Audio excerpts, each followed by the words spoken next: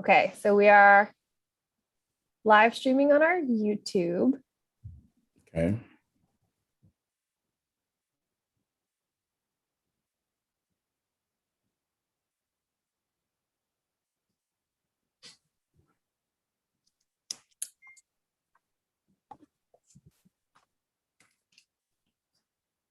All right, so I don't think that's actually going to work because of the feedback. So I'm just going to record the meeting instead, and I'll post it right after on the YouTube. Okay. Beautiful. Okay. Okay, so we're recording. Share screen. Okay. All right, we're good to go. Thank you for your patience, everyone. No problem. Good evening, everyone. Welcome to the Finance Committee meeting, the first one in the year. I wish everyone Happy New Year. And congratulations to our latest, the newest mother in town, Dr. Lex Gilbert. We congratulate you. This is 5:37. We're going to call this meeting to an order. And we would like to know if we have enough the quorum. Arlen, can you let us know if you have quorum for this meeting? Yes, sir. I will call the roll. Co-chair, Mr. Ayubimi. Present. Present. Dr. Goldberg. Present. And Mr. Stevens. Present. Present. We have a quorum. We are good to go. Beautiful. So we have a few items for discussion this evening. The first one is to approve the agenda. Do we have a motion to for that? Okay. Second. So moved by Mr. Stevens. And do we have a second? Second. All right. Thank you so much. All in favor? Aye. Aye. No oppositions, no abstentions. Ayes carried. We're going to move to the items 3 and 4 consent agenda. Do we have a motion to? Motion. For that? So moved. Mr. Second. Stevens, second by Dr. Goldberg. All in favor? Aye. Aye. No abstentions. Okay, the ayes carried. We'll move to item number 5, CPI Crisis Prevention Institute. Do we have someone to present that this evening? Good evening. That would be me, Dr. Jennifer Connolly, Executive Director of Specialized Instruction and Exceptional Student Services. Hi, Doctor. How are you? Good. How are you? Good, thank you. So what do we have? Yes. So I come before you to respectfully request your approval of a CPI contract. This is the Crisis Prevention Intervention Institute. This is specifically for the opportunity to train up to 10 Providence Public Schools staff members on how to deliver safe crisis interventions for students who are having behavioral crises. We've used CPI here in Providence for years. It's really important that we have multiple trainers that are available in the district because we train up to 300 staff members on any given year. It's legally required that we provide this training. We're hopeful that we'll be able to provide it on February 9th, 10th, and 11th. And we respectfully request your approval. I'm happy to answer any questions you may have. Thank you so much, Dr. Jennifer. Do we have any questions from the committee members? Yeah. Really quick. I just wanted to know. Really quick. I'm trying to click on it. My apologies. Okay. All right. Only thing I want to know was really quick. Why is this item legal? That's all. Why is it legal? I don't know if I Yes. understand the question. No, because you said this is a legal item that needed to be passed. All I'm asking is what makes it. Yes, okay. Per Rhode Island restraint and seclusion regulations, we are legally required by the state to have individuals who are trained in crisis management. Okay. Does that answer your question, Mr. Stevens? Yes. That's all I want to know. Dr. Goldberg, do you have any question with this? Dr. Connolly, thanks for presenting this item. You said that 10 staff members are trained in this. This is, and then they continue to train other folks in the district. Is that the idea? Kind of a train the trainer? Correct. Okay, and then you said that we've been using CPI for years, but it's not a renewal, it's a new contract because, I think that may be a typo. We did note that it's a renewal, but when I was looking at the documentation that we provided, I think that is a typo that will need to be corrected. okay. Correct that. I'm not certain that we did this training last year, this specific training, but I do know we've used CPI for our restraint training for multiple years. Okay, those were all my questions. I think as long as we can Oh. clarify that, that would be wonderful. Will do. Thank you so much, Dr. Conley. I have a few questions. I think you mentioned that this is for 10 staff members, and you also mentioned that this is up to 300. So the 290 difference, where will they come from? Are they from outside the school department, district, or how do we get the 300? This training will train 10 of our staff to then train the 300 staff members that are identified. Okay, beautiful. That answers the question. The other question I have is, so we're putting this together to be able to guide our students. Has there been any involvement of the students in this kind of training? Because these are the people we're trying to make sure that we have the appropriate training. Do you involve the students in all these things? Are they involved? That's a great question. CPI is the organization that provides all the training materials, so I don't know that it allows us the opportunity to involve students in this type of training, but it is a question I can ask if students are involved in the development of the CPI materials. We use all their materials and we follow their trainings and they certify us. So it's not something that we necessarily have the opportunity to change, but it is something I can look into. Okay, it would be awesome if we can take a look at into that, so that at least you can provide some, involve them, and if it's possible, just please help us look into that. Okay. Thank you so much. Is there any other question before we ask for motion to present this for approval next week? In the absence of no other question, can we have a motion to approve this for 40,300 and how much is this? 40,389. Correct. Is this a typo? It looks like 403,899. It's 40,000. Oh, yes, that is a typo. Okay. Really quick, Mr. Ibiemi, I was trying to look because I looked at this a couple days ago. I can't see it. And I don't know if Liz, Dr. Goldberg, if you just asked the same question, was this item somewhere on here? Did it say that this was a item that we do like every year? I think that was a question asked by Dr. Goldberg, and it's been answered that to the best of my knowledge. We're looking into that, Mr. Stevens. We're not entirely sure, but we're going to confirm that it's a new contract, not a renewal.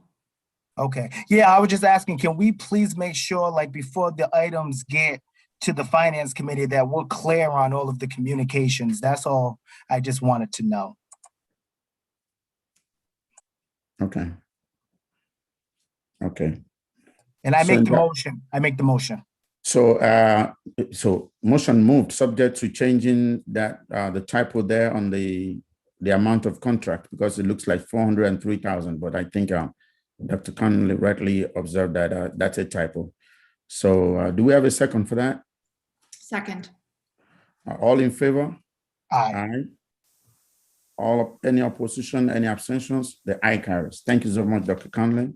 Thank you very Look much. forward to getting some positive feedback on this. Thank you. You're welcome, ma'am.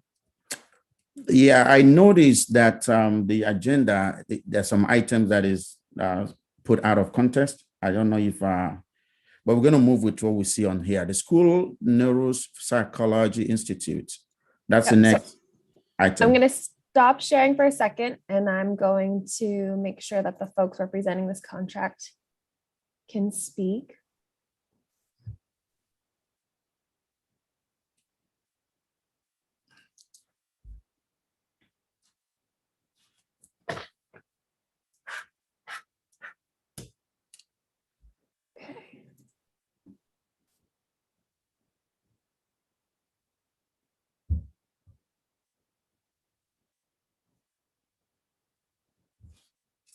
All right, we should be good to go.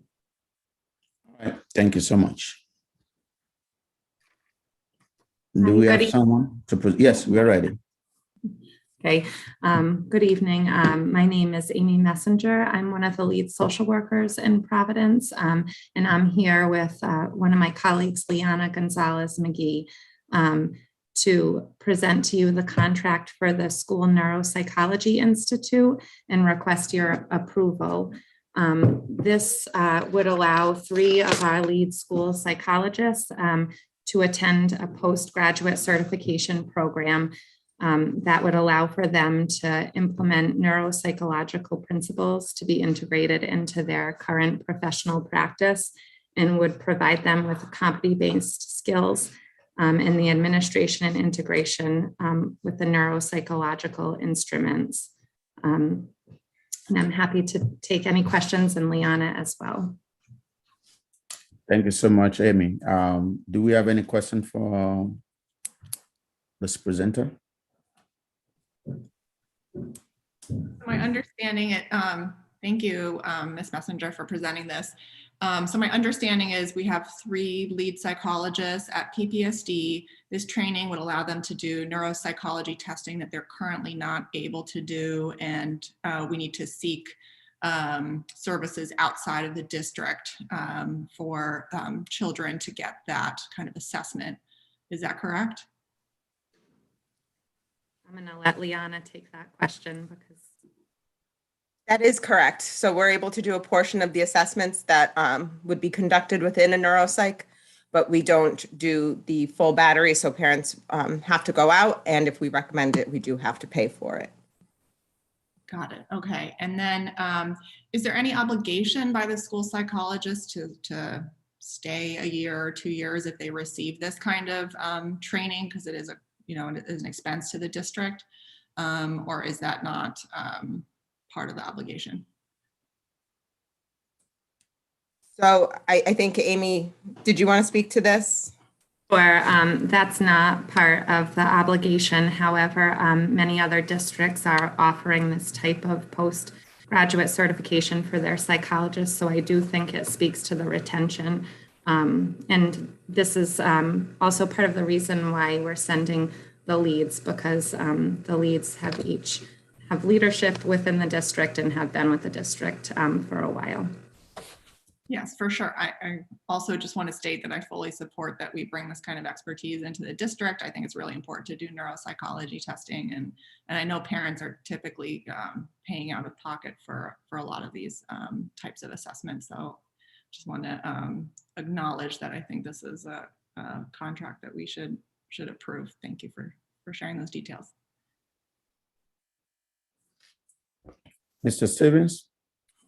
Yes, I have no questions, but whenever Miss Liana is speaking about a item, I'm always willing to pass it. So absolutely. And I appreciate the work you and Miss Amy continue to do for our students. I truly do. And I'm going to have no problem with passing this. Absolutely not. All right. I don't have any problem either with it. I just, my little question, in addition to the questions that have been presented, is so how do we hope to share these 3 lead neuropsychologists among the 40-something schools we have? How do we do that? Just in case, is it possible for us to actually have more for this important and essential program, or do we think that 3 will just be enough to be able to get all the answers we have? I'm just wondering if that we're comfortable 3 lead neuropsychologists will be enough for the entire district. Can you shed more light on that, please? So initially, I think we would probably handle the test load distribution among the 3 of us very similar to how we do our bilingual evaluations. We only have I believe it's 4 bilingual school psychologists. And so we have a system in place where a referral is made to a team, and those referrals are then split up amongst the 4 people. And we actually do all the bilingual testing district-wide. It is our hope to develop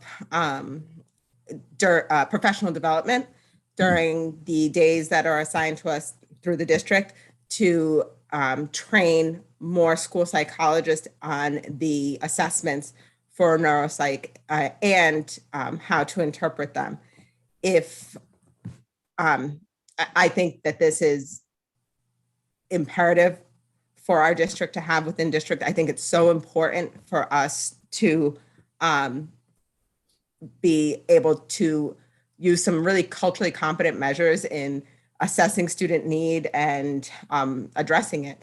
And so I'm always open to more people, but I think we would like to see how it rolls out initially before we would make that recommendation. Excellent. Thank you so much. That's a very powerful answer to my question, because I was thinking that for this kind of important things, we need more. But just like you said, let's see if we ever need anything, let the district know and let us know. We want to support you, just like my colleagues, Dr. Goldberg and Mr. Stevens. We want to make sure that the right thing is done for the district. Thank you so much for that. Do we have a motion to recommend this for approval, the full board meeting next week? Motion. So moved by Mr. Stevens, Second. second by Dr. Goldberg. All in favor? Aye. Aye. Any opposition, any abstention? The aye is carried. Thank you so much. So we're going to move to the next one. Not Result. Mr. Stevens is not Mr. Stevens is not the next one. He's the one that is featured. All right, I think the next one is that a Higher Ventures? Yes, and I am just making sure Gina can Okay. see Oh, okay. here.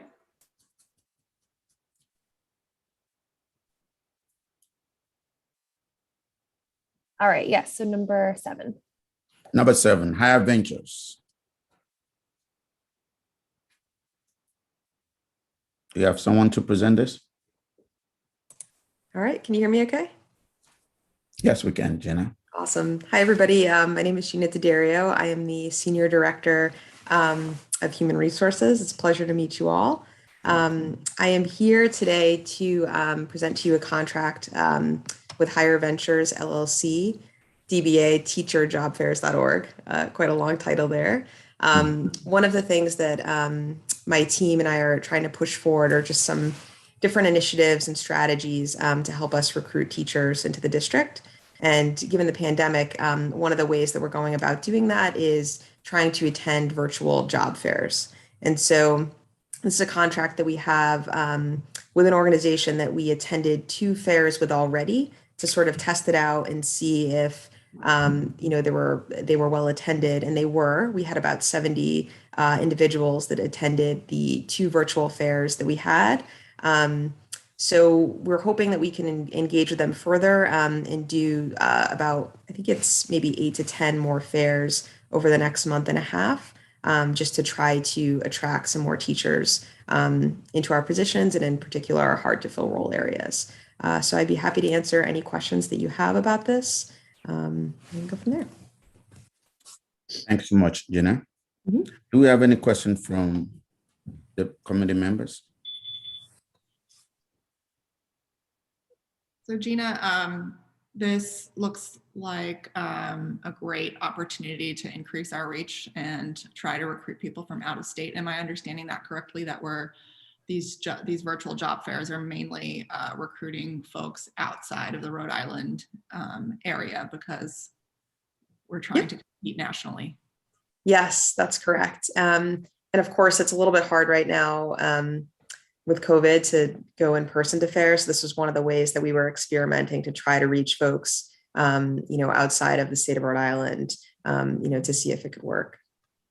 And of those 70 folks that you were able to meet at that first session, how many people have expressed continued interest and could potentially be hired in the district? Yeah, great question. So far with those first couple of fairs, we were engaging with, I would say, like between like 15 and 20 of them from the fairs. But it's a little early to tell because we don't have a lot of our jobs posted for next year, and a lot of the candidates were interested in those roles. But we did express to them that we have our new early contract pre-offers initiative. And so tried to engage with a lot of them on what's going on there. So one of the things that I'd like to do is sort of figure out the folks that we're engaging from with these fairs and through all of our fairs and see how they go through the whole process with us. So we can figure out for next year if this works or if this is something that we might not consider doing in future years. So I think we're still just pretty early on, but we did engage with a portion of them, and I still would expect some others to apply to jobs later on as well. Great. I think that's a wonderful plan to collect data and see what the yield is of all of these different initiatives. That will be helpful for us next year. Yeah, definitely. Great. Hey, Ms. Gina, really quick. Do you have a date and a time when these fairs will be taking place? Yes, I do. Yep. Thank you, Rachel. You have everything right at my fingertips. It probably was there. I didn't look at it. My apologies. That's okay. So you can see here. So we would have some this week. The problem, just in terms of timing, a lot of the recruiting is going on right now. So it's a little tricky, but we've only done 2 of the fairs so far. So we wanted to test that out. So if we were to move forward, we'd have these additional fairs that are on this list that we would go to. And also, are we able to receive an update after the fair on how many teachers was interested, how many teachers of them was bilingual, things like that, how many of them was of color? Is there any way you can provide that for the board or the finance committee once the process is done? Definitely. The only caveat I would say is that some of the fairs, you can see how the cost is a little bit more expensive for some of the fairs than others. The reason for that is because one of the things that they do is they will charge you more money to have access to more of the resumes at the fair. So what we tried to do is be strategic about which ones we actually did that for. So some of the ones that were geared towards bilingual educators or educators of color, we paid more for those. And then some of the others, we didn't pay as much because, again, we don't have data on this from the past, so are kind of testing out, if this is a strategy that will work. So if this does work, can figure it out. But of course, yes, we can definitely, get you data from the different fairs that we attend, but just wanted to point that out because it's an important piece. Thank you. Mm-hmm. Thank you so much. I have 2 questions, Sure. Mr. Gina. The first one, Ms. Gina, the first one is about the cost outlay, 12,900. I was trying to struggle with it because when I look at the first page, I saw 11,150. But I quickly, when going through it, I found out that you were taking the 1,750 that I was already been spent out of it. So my question is this was spent in December. Now, the length of the contract as presented is January 13th. So are we approving the 1,750 retroactively and backdating it? Or are we thinking of, I don't know the accounting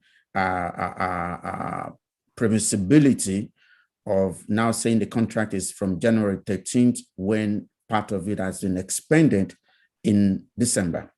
So can you provide some light on that for me? Yeah, absolutely. So it is in the invoice format. It's a little bit funny, but we did technically go to 2 fairs that we paid for, which would be under the threshold for what we would need to present here. But then in order to continue going to those fairs, we want approval to sort of get the rest in bulk. So I did subtract the 2 fairs that we went to because we technically went to those fairs, so would owe them money for attending them. But the rest of the fairs we haven't technically paid for yet. So I wasn't exactly sure if this is the best format to present that with, but that's why I deducted the cost of the first 2 fairs that we did attend and have this list that we have not attended yet, so that if it wasn't approved, we wouldn't go through with those. Yeah, I was just thinking that my suggestion, and I can be wrong on this, is that we should have just put the backdate, the length of the contract to when we actually first did the first 2. So then instead of starting at January, we will make it effective the date you actually did that project, the fair. So that will be from December to February. I think that would be more it will be less confusing to put it that way, as looking at 1150 on the top and 12,900 at the last page. I think it will be more. Got it. So that's Thank the first you. question. The second question I have is, so we've engaged Teach for America for a long time to do the same type of work. So is this an addendum to it? Are we going to say, okay, Teach for America, goodbye, we don't need you, or is it not a duplication of efforts? Great question. So we will be putting forward an RFP for TFA, because TFA is still another organization that we are engaged with. And so TFA is, like, when we think of our recruitment efforts more broadly and the ways that we're bringing people into the district, TFA is one of the strategies that we are using to bring people in. This is another strategy, of course, because TFA isn't filling all of the vacancies that we have across the district. So we have to sort of employ different kinds of strategies to attract, candidates for different kinds of roles. So I think this would be in addition to TFA, because we definitely would want to continue that relationship as well, because that's something that we've had historically and something we want to continue moving forward as well. All right, thank you. So I hope this works better. That will save us some money. That will save district money, because this is not, as compared to TFA, that's a lot of money. So yeah, that's a great question. This is very different than TFA, just in terms of what we'd be doing, because these are just different fairs that we're attending, and TFA is a standing relationship, and they have people that they're placing in our schools, so it's a little bit different. Okay. Thank you so much. Any other question from the members? In the absence of none, can we have a motion to recommend for approval? Motion. Moved by Mr. Stevens. Second. Second by Dr. Goldberg. All in favor? Aye. Aye. No opposition, no abstention. The ayes carry. Thank you so much for this work. Thank you so much. Appreciate it. You're welcome. Mystery science, that's item number 8. Yep, give me one moment. Yes, ma'am. Thank you very much. Can I interrupt for just a moment? For that lady's name, was that Regina Frederio? It's Gina D'Addario. I know, it's a long one. Hi, everybody. Hello. Oh my God, Laura, how are you? I'm good. I'm good. Happy New Year. This is great. Well, first, you guys promote me. I get this little thing that says promoted as panelists. So I feel like a big deal. I'm trying something out, Laura. So this one is small but mighty. I know we've talked about boost grants before. And the way boost grants work is you can have it either individually as a teacher or get together with a group of as many as 5 teachers in a school, or actually across schools, to advocate for something to bring to your classroom that's going to enrich it and engage your kids or impact culture. And, we've given away many of these, but not all of them require coming in front of you with a contract because of the sum of the money. So this one does. This is for Reservoir Avenue Elementary. We had a couple of science teachers get together and they wanted mystery science. What's nice about this one is it actually hits all grades in Reservoir. So everybody's benefiting from that. It is a curriculum that has online that also comes with packets. So what's nice is it integrates with Google Classroom. You can still have science, therefore, if you're in a situation where you're flipping back and forth between distance. It is aligned with our Common Core and our next generation science standards.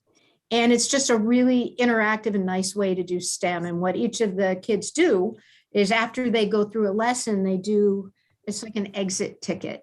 And depending on how well they do, they can then gauge how effective this has been, how the kids are doing, and whether they want to use it again at another time. So there are lots of pluses for this. There aren't a lot of downsides here. And if you're a science fan like I am, it got me kind of excited. I wanted to sign up. So. Okay. Thank you, Laura. Any question from the members?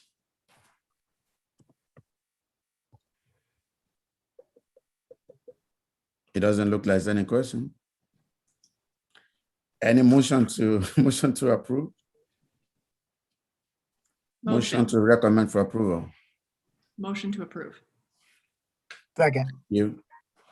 And Mr. Stevens is second. All in favor? Aye. Aye. Any opposition, any abstentions? The ayes carry. Thank you so much, Laura. Liz, I've been saying motion for a long time, so I said, let me let Dr. Goldberg go. All right, the last item, Rhode Island Convention Center, graduation 2022. I think this is $50,000, okay? I'm going to let Molly run you through the details, and then if you have questions, because I helped run a lot of the graduations last year, I think I might be a good person to help answer. All right. Sounds good to me. Good evening, everybody. I'm Molly Hannon. I'm the Director of Purchasing for the district. What we're requesting tonight is approval to spend up to $50,000 to hold 9 graduation ceremonies in June, from June 13th to June 17th at the Rhode Island Convention Center. So we've got some breakdown here of cost while we're still estimating some of it. We know that the space is $12,600. They've actually given us a 50% discount on the rental, which is awesome. The rest of the cost that we're estimating is really related to some labor around cleaning of the space. There's going to be parking provided to students and families. We're going to be live streaming the events. So I'm happy to take any questions that folks may have about this contract. Actually, Molly, before I want to give some historical context for people who are new to the board. So last year was the first and only year that I know of where we did an outdoor graduation, and that was related to COVID. And it came with some benefits, but many, many, many challenges. So previous years, we had rented 2 venues. We rented over at Rhode Island College, Roberts Hall, and then we also rented at Veterans Memorial. So our larger graduations were at the Vets. The smaller ones were at Roberts Hall. And we had 2 setups, and we would sort of dash from the 4 o'clock ceremony over to the Vets to get these done, because we would have 2 in a day.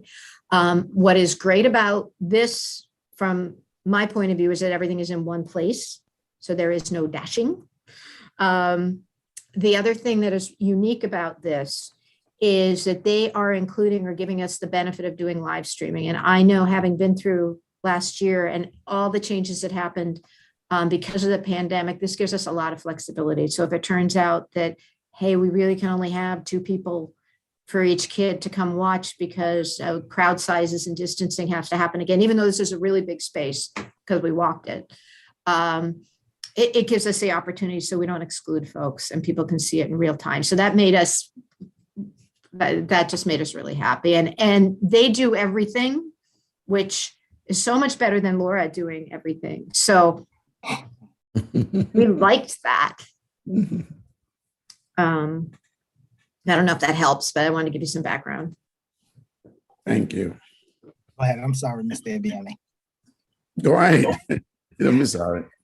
No, I thought you were going to say any questions, and then I was going to go. Now go ahead. I said I'm Okay, just asking if okay. there's any question.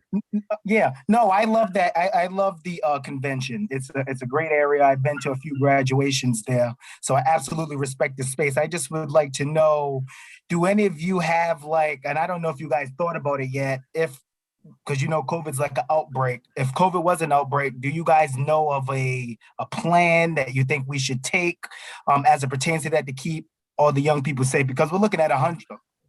Like if it's Mount Pleasant, there are hundreds of students in one area. So that's right. So we would not be filling to capacity regardless because of the space. We're actually having 2 exhibit halls merged together for this space. And we are not obviously doing all the schools at one time. It's separate. So, but there are some schools that are pretty big, you know, Central's big, Classical's big. So this is why we liked having the ability to limit guests without limiting the experience, right? If it turns out that we get, all right, and somebody has to knock on all that wood. If we get some new variant and that new variant is highly contagious or puts us back where we were last year, and we can't use the convention center, we get all our money back because they understand that if that's how the law works, that you're not allowed to gather like this. So we're not losing money for that. And our default plan, which is, probably our plan C at this point, would be to probably go back and do something at Conley. The problem with that is that you have to rent all the pieces separately. You have to worry about availability and you have to worry about weather. We were well, I'm not going to say how fortunate we were, seeing as we had a couple of 100-degree days. That was not so great, but we didn't have to cancel any of them. But if we did, we would have to extend rentals on all those pieces. We would have to move athletic events. There's a lot that we would have to do in order to have rain dates for these. And this eliminates this. So we would love to go with this, knowing that there isn't that much financial risk for us, because if it turns out that no one can do indoor, we get our money back. Does that make sense? Yes, we came very close with Mount Pleasant. We came very close. I remember that. Oh, the noise, the thunder. But you answered a lot. Is this gonna cover every high school? Because I'm seeing 9. Is that gonna cover every high That's school? how many high schools. Yeah. It's our 9 schools. Yes. Just like we did at Conley last year. And I see that we have from June the 13th through the 17th. So we're just gonna spread it out depending the days they choose. So on the 13th, the evening of the 13th is the first time that we can do it based on the 170 days that you have to have in school. So the evening of the 13th, we have 1, and then we are doing double on all the other days. With that, most of them go, I want to say it's 3:30 to start and then 6:30, but we move the times around for a couple of them. They're going a little later on the Friday. And one of them we had to move around because of a dismissal time with someone. But we built it so that rehearsals actually for the biggest happen in the morning first. And then they have a curtain that they put up so that it doesn't look like this giant, bat cave when we're in there to do the smaller schools. And then the smaller school rehearsal and the smaller school ceremony happen at the same time. Then the curtain goes down, we have a bigger space, and the people who rehearse first are then here for graduation. So they're cleaning in between, they're doing all that setup. We think it's going to work well. Really quick also, I think my last concern is because the convention center is downtown, a lot of parents is going to probably be looking for parking. So how do you guys think about that? So I don't know if is it in your thing? Well, one of the things that we're still waiting on pricing for, because we had to get estimates from all the schools, and we gave them the estimates today of how many parking spaces that we're going to need in the parking garage next door. And with that, they will comp the families. Okay. We are going to have to pay something for those spaces. We don't have that estimate yet because we were still working with high schools to try and figure out for each graduation what they anticipated for cars. The other thing with transportation, by the way, is we're working on getting for student buses to get kids to and from rehearsal too. So there's that. All right. And then my last question, with the $50,000, what does all of it include? Mal, you want to talk to that one? Sure. So it's the rental of the space. It is the cost of the live streaming and internet in the space. It's the cleaning that they'll do in between the sessions. And, they set up the chairs, they set up the stage, they'll do all of that. And then to that last point, it's the parking passes for families and students. Okay. You guys did good on this one. I may say that you guys did very good. So I have to give a shout out here, because we had hoped to repeat with Rick and with the vets, and there was some back and forth about how to move forward this year. And when the decision was made to go back to going indoors, neither the vets nor Rick were available. And Molly and I don't know, Molly, you're not going to show your face. She's doing her like this, but our faces were like this, right? We were not 100% happy because we weren't sure what we were going to do. And Chris Patisi, I forgot they were taping this. Now the world's seen that face. Chris Patisi came up with the idea of the convention center. And what is really lovely about it is that the convention center, understanding that we're an educational institution, I mean, they cut the price in half for us. So. And I'm really just happy. And I'm going to stop after this, board members, but I'm really just happy that we also have a backup plan. So we can Yes. go then to Conley if we need to. So that's why when I looked at it, I had a lot of questions, but you answered a lot of them, Miss Laura and Molly. So thank you guys. Thank you. Dr. Gobert? I had some questions prior to the meeting that were answered, and that mainly pertain to, have we in the past paid for this service of holding graduations? It turns out we have, and so this doesn't seem like it's a new or exorbitant expense for the district. And then the other questions were already answered about, is it wise to have an indoor graduation? I'll just say about a year ago, or exactly a year ago, I was working in the field hospital as emergency medicine doctor. And I will say those ceilings are very high. And I think in terms of, COVID risk, hopefully we'll be in a better place this summer. So thanks, Laura and Molly, for looking into this option and answering all those questions ahead of time. Appreciate it. Thank you so much. I am actually the same thing. The feeling is the same. A lot of questions that I have about, I think the superintendent just raised the first one about 9 graduations in 5 days. That has been answered. Just quickly, in addition to all the questions raised by my colleagues, what I would like to do is, like I noticed last year, the invitation extended to the school board members was kind of either late or it wasn't coordinated. I hope the district is going to do a better job this year, asking for school members who would like to be present. I don't know if we've done that this year or if we're planning to do that. I think Laura should be able to give us. I just want to let us do a better job this year in terms of inviting the school board members. Last year it was a scramble. I went to, attend graduation of my daughter at classical, and I would say, come to the front, you're a school board member. And, if we have we used to have proper coordinations in the past, like people will, their assignments. I don't know if we're planning to do that this year or it's something you don't want to get the school board members involved. I don't know if you want to answer that question or. No, I'm happy to answer that. And I love to have school board involved. One of the things that happened last year is we were very much about limiting the number of people on stage. Okay. Because of COVID. And so I do think that impacted some of the asks. But I also know that we did try and get representation there. I know that we have Rachel. Rachel is just a gift.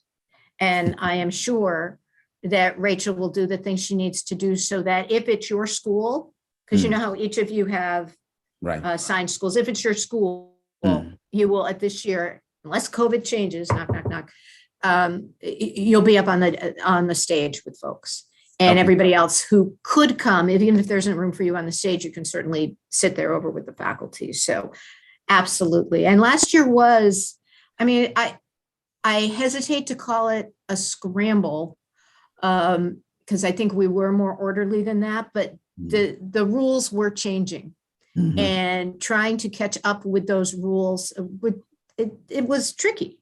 The year before that, we didn't even try and get everybody together. We just did videos. Right. And it's been challenging. So I'm really looking forward to going back to more of a norm this year. And hopefully the lessons that we've learned in the pandemic are things that will carry forward anyway. I think we always will now be mindful of spacing. We'll always be mindful of crowding. We'll always be mindful of our cleaning and what we need to do to make sure that everybody's safe. I think we're at a different level of that than we were before. Thank you so much. Any other question? I believe the convention stage is much bigger than the stage that was at Conley as well. So hopefully, go ahead. I just want to clarify something for you, Tyrell, which is that we're not downstairs in the big thing with where you could play hockey. We're up one level. I know where you're at. So they're going to put a stage up for us, and it's probably going to be a similar size, but I'm not worried about keeping everybody on stage 6 feet apart. All right. Thank you so much. Any other question? In the absence of any question, can we have a motion to recommend for approval on the school board meeting next week? Motion. So moved by Mr. Stevens. Second. Second by Dr. Gobert. All in favor? Aye. Aye. Any opposition, any abstentions? The ayes carry. Thank you so much for that wonderful work Laura and Molly, and the rest of the team. And item number 10, adjourn meeting. Do we have a motion to do that? Motion. So moved by Mr. Stephen Fast, Second. second by Dr. Glover. All in favor? Aye. Any abstention, any oppositions? The ayes carry. Thank you so much, folks, for joining us this evening. And that will be the end of the Finance Committee.